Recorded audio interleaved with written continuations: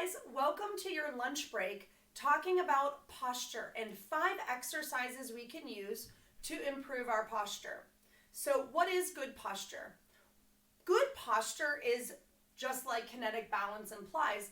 It's an anatomical position that allows us to align up our body to reduce pain, prevent injury, and prevent things like osteoarthritis down the road because our joints are in line, moving correctly, and preventing further joint damage or wearing down of tissues that can lead to osteoarthritis. So good postural position is where we stand up nice and tall. Our ears should be centered over our shoulders, shoulders centered over our hips. Our back should be in a neutral position where the front of our hip bones line up with those 2 little dots in the back, so they should be parallel to each other. And that nice tall posture should include those arms falling to your sides and almost having a slight external rotation. All right? So the problem is we all fall into this postural position where our head comes slightly forward, which causes our shoulders to kind of climb up towards our ears. We kind of get that slump over. We might have a round in our back, or we fall here and our hips slide forward. We still have the hunched position, right? So by doing these exercises, the first thing we're going to do is pull our head back into position. That helps our shoulders to relax down, preventing that upper back pain that we all tend to get, where we say we carry our stress in our shoulders, and that leads to tension, headaches, and potentially shoulder pain as well. We're then going to work muscles along the backside of our shoulder blades that help to rotate our upper shoulders back, combating that inner rotation that we get so we can stand up a little bit taller. Then we're going to activate some core musculature, and that's going to help us stand up as well. It's going to support our spine so that we can find that neutral position and use our natural stomach girdle muscles to support our spinal column. Okay, so what are you going to need today? You're going to need a large band, and if you don't have a large band, that's perfectly okay. All right, most important, you're going to find an open wall and an open floor space. So if you don't have that band, that's okay.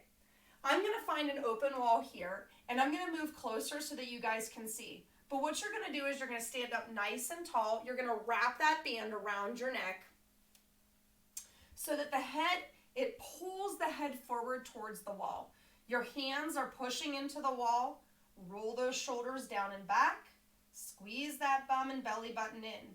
You're then going to let that band pull your chin forward, and you're going to push back into that band, squeezing your chin down, almost creating a double chin, and extending the crown of your head. So forward, tuck, and stand up tall. Forward, tuck, and stand up tall. So I like to call these the chicken heads, okay? What you're going to do is you're going to let that chin fall forward into that band and then tuck it back so that the ears are in line with the shoulders. You're almost creating a double chin. You're extending the crown of that head towards the ceiling, almost looking like a chicken or a turkey, if you will. You're going to do these slow and controlled. As with all of these, you're going to do 12 repetitions, slow and controlled. The next exercise, you're going to stand with your back against the wall. Your feet are going to be away from the wall. You're going to lean into it. I want you to make sure the back of your head is in contact with the wall, so reinforcing that chin tucked and the crown extended. You're going to take that band in the palms of your hands with the palms facing up. Your elbows are going to come to the front of your rib cage, and you're going to pull that band apart, pointing those thumbs behind you. Now, it's really important here. It's not a huge range of motion. You got to keep those elbows at the front of that rib cage and in contact with the rib cage. It is very challenging, so make sure if you're using a band, you're using a light band. All right, so from the side, you can see my arms are slightly forward at the front of my rib cage, and they do not leave. I'm squeezing behind me. You can see how this is making that upper arm rotate back. Okay, so it's bringing that arm into a little bit of an external rotation, opening up that chest. Okay, so now we've moved our head into position. We're bringing our upper arms back into that external rotation. Now we want to help those shoulders relax, those shoulder blades relax down and have better mechanics, meaning they rotate better. We're going to do this on the floor or up against a wall, and I'm going to show you both. You're going to go down to the floor. You're going to pull those heels towards your hips so that your feet are flat in line with the knees and hips. Your arms are locking nice and straight. You're going to pick the hips up, pull the belly button in, and then your first progression would be reaching towards those thumbs. So you're going to reach the arms locked nice and straight overhead till those thumbs tap the floor. The key to this exercise is the shoulders stay down and back away from those ears. That belly button stays pulled in, preventing that back from arching. And then a controlled back towards those legs. Hips up, bum tight, belly button in, back down, and then reaching overhead. Remember, the chin stays tucked and the crown is extended. I'm going to show you from the front so you can see what my shoulders look like. So as I reach up overhead, the shoulders stay away from those ears. What you don't want to see happen is here. See how it lifts?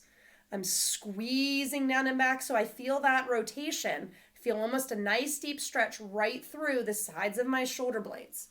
Now, if you're not feeling that stretch reaching towards those thumbs, you can put the thumb down and reach towards the top of the fist. Again, making sure that chin stays tucked and the crown is extended.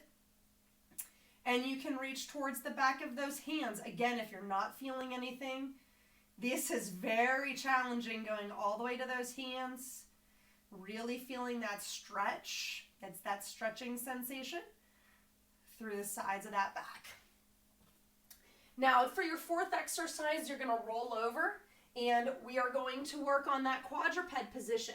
This is activating that stomach girdle muscle that helps support our spine. So into that quadruped, you're going to find that neutral back where the front of that hips is in line with those, the two dots in the middle of your back.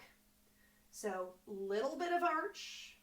You're going to make sure that belly button pulls in.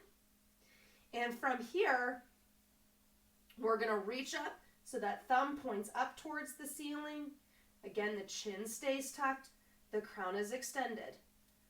Belly button gently pulled away from that waistband. The reason why the ball is important here is if you activate or you brace your abs, your ball rolls off the back. All right, so we're not shooting to brace our abs here. We're shooting to activate our transverse abdominis, which is our natural girdle muscle, and wraps all the way around and helps support our spine, making sure those toes are tucked under and flexed so you can push back through those toes to stabilize those hips from the legs. Big reach, pointing that thumb up towards the ceiling and then back down and controlled, making sure that that spine's not moving, those hips are stable, and that belly button is pulled in and you're in that neutral position. Last but not least, we are up to those feet to finish it, working on a balancing posture. Your toe is going to be straight ahead and you're going to balance on one side. You're going to take that band, palms facing, and you're going to rotate and point that thumb behind you. Now make sure you have some nice slack in this because again, it's challenging. Point the thumb behind you, standing up nice and tall. You're squeezing your glutes to work on that balance. Whoop. Rolling those shoulders down and back, and that palm opens towards the ceiling, and thumb points behind you. Now notice my body's not rotating, so find that position, find that kinetic balance, point the thumb behind you. And you're going to do 12 of these on each side. Nice, slow, and controlled. Chest is up tall, bum stays tight. When you go to switch legs, make sure the toes are pointed straight ahead. Notice my body's not rotating because my belly button's in. You're going to feel this engaging right below that shoulder blade. So it's going to be right through here and some of those muscles along the back side of that shoulder blade that we worked in our pull-aparts. All right? So hopefully what you find after doing this exercise, after you're doing these exercises, 12 repetitions, nice, slow, and controlled. All right? Starting with your chicken heads or your chin tucks, going to those external pull-aparts, going to the glute bridge with a pullover, shoulders down and back, right? Into that quadruped position with that arm reach, again, shoulder down and back. And then into that cobra, palm opening up towards the ceiling, point the thumb behind you. And hopefully what you'll find is as you continue to do these exercises, it's going to reduce the tension that you feel in the upper back. It's going to help you stand up taller, because you should be proud when you find your kinetic balance and you feel your best. All right, guys, I hope you are enjoying these lunch breaks. Let me know what you think. I'd love to hear your feedback. Remember, I'm dedicated to your success. So if you have any questions or need help with anything, just shoot me an email and I'm happy to help you any way I can. Thanks, guys.